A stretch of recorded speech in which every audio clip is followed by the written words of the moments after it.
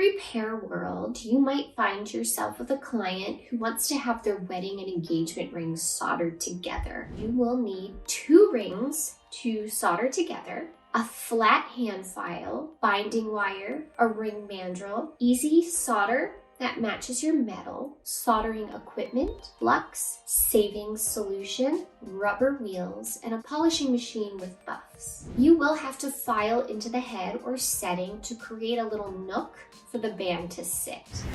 You will first need to coat each ring in saving solution, ignite each ring to burn off the excess alcohol. I will cut long, skinny pallions of solder for this.